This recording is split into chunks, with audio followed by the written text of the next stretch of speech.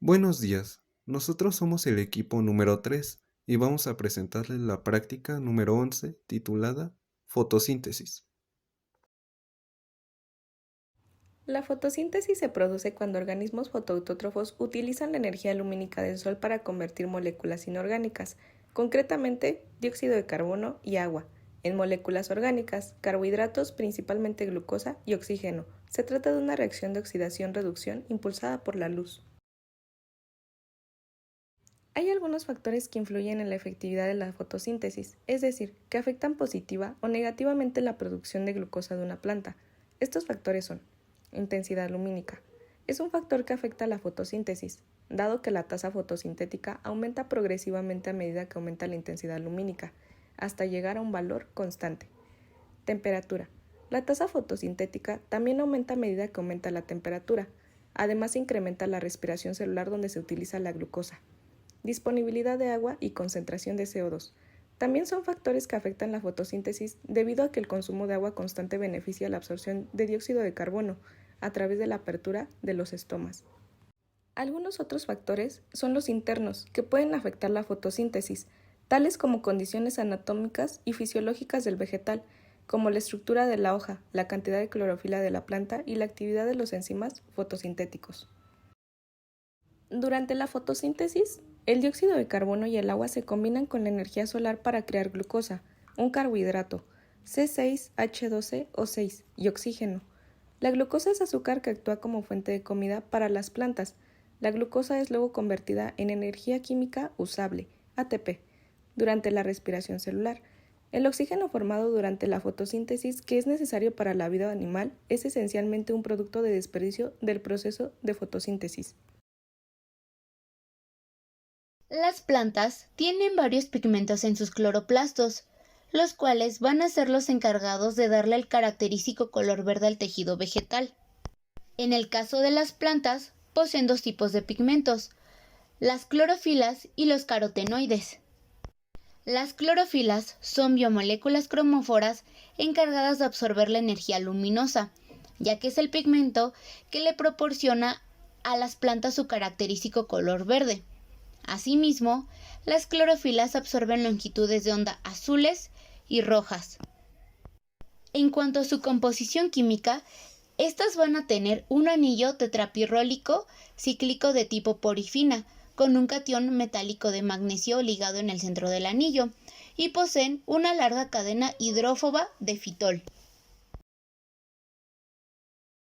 El tejido vegetal posee dos tipos de clorofilas, la clorofila A y la clorofila B, en donde la clorofila A va a ser la encargada de convertir la energía lumínica en energía química.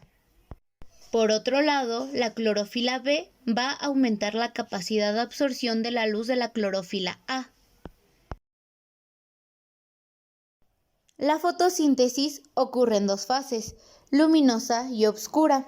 En la fase luminosa, la energía solar va a incidir sobre la clorofila, ocasionando que sus electrones se exciten, generando una cadena de transporte de electrones para después sintetizar ATP y NAD reducido.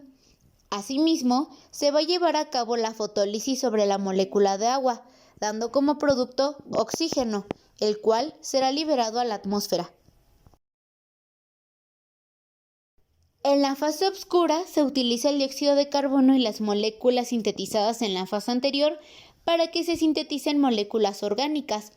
Esto se logra gracias al ciclo de Calvin-Benson, ya que en este ciclo, con la ayuda de ATP y NAD reducido, se va a sintetizar la glucosa a partir del dióxido de carbono. A este proceso se le llama fijación del carbono. Las plantas van a ser capaces de realizar un proceso complejo de obtención de energía en condiciones de oscuridad, llamado respiración celular aeróbica. La ecuación de dicho proceso nos explica que la glucosa va a actuar como combustible y que el oxígeno va a actuar como receptor final de electrones. Estas dos moléculas van a reaccionar con el ácido pirúvico para producir 6 moléculas de dióxido de carbono más 6 moléculas de agua y ATP.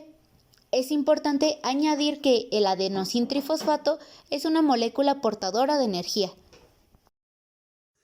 Objetivos de la práctica.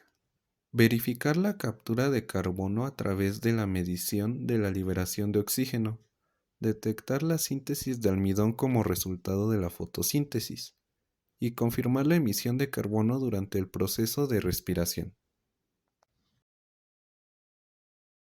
Los materiales por grupo que utilizaremos en esta práctica son 2 parrillas eléctricas, 2 baños María, 2 vasos de precipitado de 50 mililitros, una propipeta, alcohol etílico, hojas de planta de geranio que tengan cuando menos 72 horas en la oscuridad, hojas de geranio que hayan estado expuestas a la luz, planta de Elodea sp, pinzas de disección y una pipeta serológica de 10 mililitros.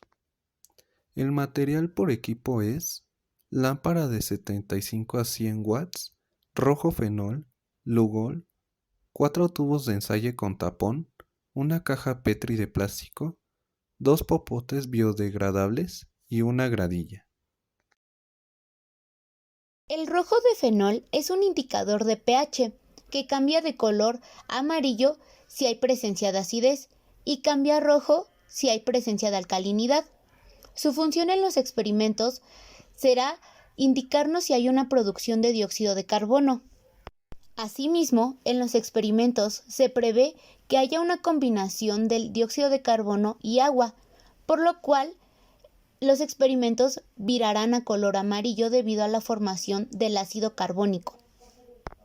Para nuestro desarrollo experimental vamos a necesitar un tubo testigo, al cual le vamos a colocar en 10 mililitros de agua de la llave. Vamos a añadir una muestra de Elodea sp y hay que agregar una gota del indicador de pH de rojo de fenol. Vamos a observar el color que se obtiene. En este caso se tiene que teñir el agua de un color rojo. Para el problema 1, que nos dice ¿cómo evidenciaríamos que la planta fija el dióxido de carbono en presencia de la luz? Vamos a necesitar un segundo tubo, al que hay que colocar 10 mililitros de agua de la llave, añadir una muestra de la Elodea sp y agregar una gota del indicador del rojo de fenol. Vamos a observar el color que se obtiene, en este caso será un color rojo, y a ese mismo tubo hay que hacer burbujear con un popote el gas expirado como resultado de la respiración, el CO2.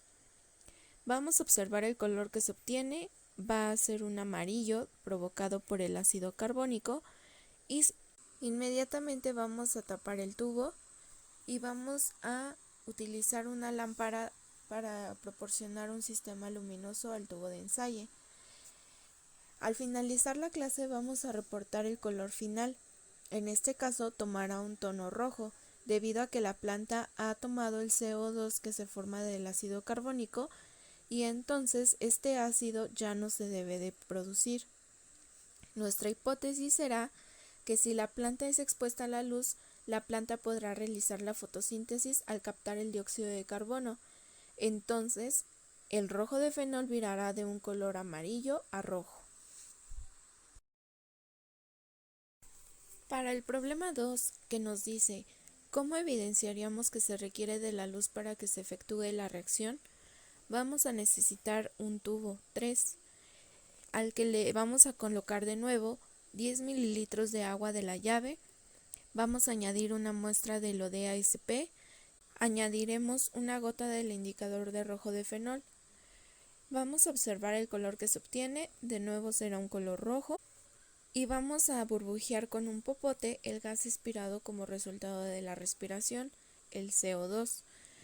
De nuevo observaremos que se obtiene un color amarillo debido a la producción del ácido carbónico.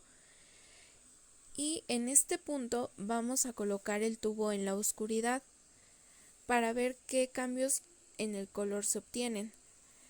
Al finalizar la clase vamos a reportar el color obtenido y nos daremos cuenta que la planta no podrá fijar el CO2, por lo tanto el tubo permanecerá amarillo, debido a que el ácido carbónico sigue presente en el agua. Nuestra hipótesis será que si no agregamos un sistema luminoso, no se podrá realizar la fotosíntesis impidiendo que se consuma el CO2. Entonces, el ácido carbónico permanecerá presente en el tubo, manteniendo el color amarillo inicial. Para el problema 3, que nos dice cómo evidenciaríamos que se desprende el oxígeno mientras se realiza la fotosíntesis, utilizaremos el mismo tubo 2. Una vez que el tubo 2 haya estado expuesto a la luz, notaremos la presencia de burbujas de oxígeno.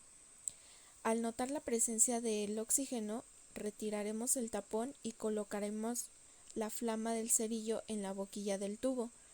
Esto formará una llama más grande debido a que el oxígeno es un gas comburente. Nuestra hipótesis 3 será que si se desprende el oxígeno durante el proceso de la fotosíntesis, entonces se observará la presencia de burbujas dentro del tubo de ensayo expuesto a la luz.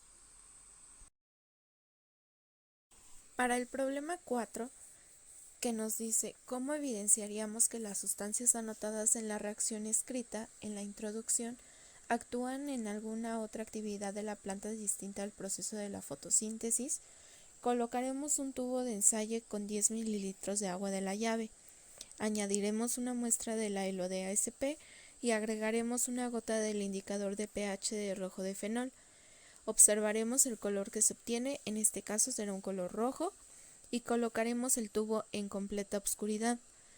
Reportaremos el color al finalizar la clase, en este caso tiene que cambiar a un color amarillo. Nuestra hipótesis será que si la planta realiza el proceso de la respiración aeróbica en condiciones de oscuridad, entonces se liberará el CO2 ocasionando la formación del ácido carbónico, haciendo que el color vire de un color rojo a uno amarillo. El reactivo de Lugol, también conocido como solución de Lugol o yodo yodurado, reacciona con almidones o almidón presente en sustancias. El reactivo de Lugol se utiliza para identificar la presencia de almidón en una solución. Cuando se añade el reactivo de Lugol a una sustancia que contiene almidón, se produce una reacción que hace que la solución cambie de color, generalmente un tono azul, morado o marrón, indicando la presencia de almidón. Esta reacción se debe a la formación de un complejo entre el yodo y almidón, que es lo que causa el cambio de color. Para el problema 5 nos pregunta si una planta puede producir almidón sin antes haber realizado la fotosíntesis. Para este problema vamos a desprender una hoja del geranio que ha permanecido en la oscuridad y otra más del geranio que ha estado en la luz. Vamos a marcar las hojas para distinguirlas e inmediatamente después las vamos a sumergir en un vaso de precipitados con agua hirviendo. Cuando las hojas se hayan ablandado, las trasladaremos a un vaso de precipitados con alcohol hasta la mitad. Hay que colocar el vaso en un baño María en la parrilla eléctrica, para que con el calentamiento suave del alcohol se extraiga la clorofila de las hojas que se vuelven quebradizas, al perder la mayor parte de su agua. 10 minutos después las vamos a sacar del alcohol y las pasaremos a un vaso de precipitados con agua a temperatura ambiente. Las dejaremos un minuto más para que estén blandas.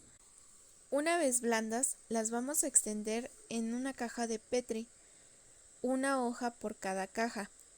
Las cubriremos con Lugol, intentando no desperdiciar y que solamente cubra la hoja. Vamos a dejar que la solución yodada actúe sobre las hojas durante varios minutos. Las lavaremos con agua corriente y las observaremos sobre un fondo blanco. Después hay que anotar el color que se observa en cada hoja.